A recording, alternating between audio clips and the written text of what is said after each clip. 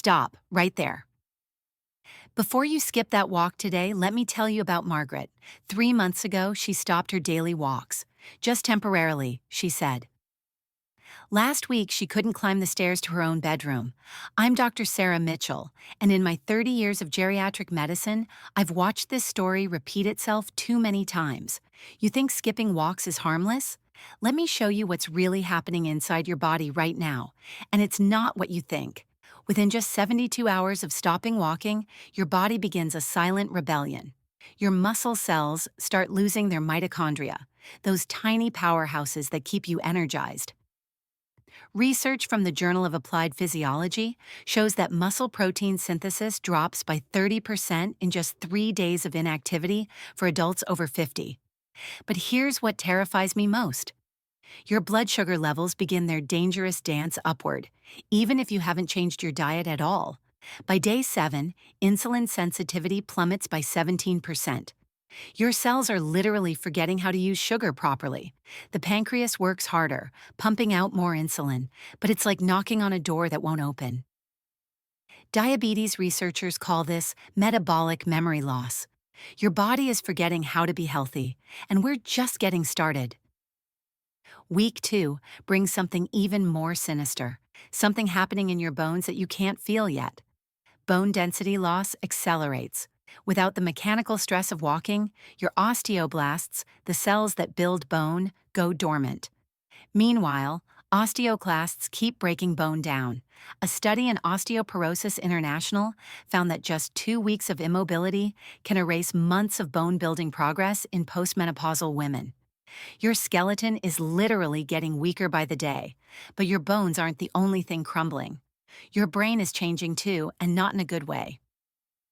By week 4, hippocampus volume begins to shrink. This is your memory center.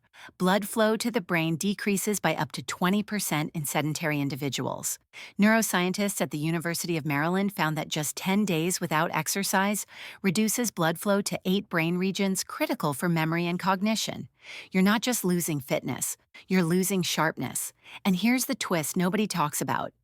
Your cardiovascular system is unraveling faster than you can imagine. After 2 months of no walking, your VO2 max, your body's ability to use oxygen, drops by up to 25%. Your heart muscle weakens, blood vessels lose their elasticity. The New England Journal of Medicine published findings showing that every 2 weeks of inactivity requires 3 weeks of exercise to recover.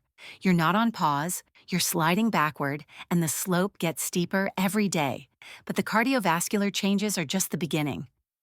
Something invisible is happening in your blood vessels, tiny clots forming where they shouldn't. 3 months in, and your blood thickens. Plasminogen activator inhibitor 1 levels rise, making blood clots more likely. Deep vein thrombosis risk increases exponentially. Circulation Journal documented that prolonged sitting and no walking increases stroke risk by 35% in adults over 50. Your blood is literally becoming more dangerous, and your joints, they're crying out. The cartilage in your knees is starving to death, and you can't even feel it happening. Cartilage has no blood supply. It gets nutrients from joint fluid, which only circulates when you move. Stop moving, and cartilage begins to deteriorate. A landmark study in arthritis and rheumatology showed that sedentary individuals over 50 develop osteoarthritis 40% faster than those who walk regularly. The cruel irony? Not walking to save your joints actually destroys them faster. But there's something even more dangerous brewing. Your immune system is collapsing, leaving you vulnerable to diseases you'd normally fight off easily. 6 months of no walking and your natural killer cells, frontline defenders against cancer and viruses, decrease by up to 30%.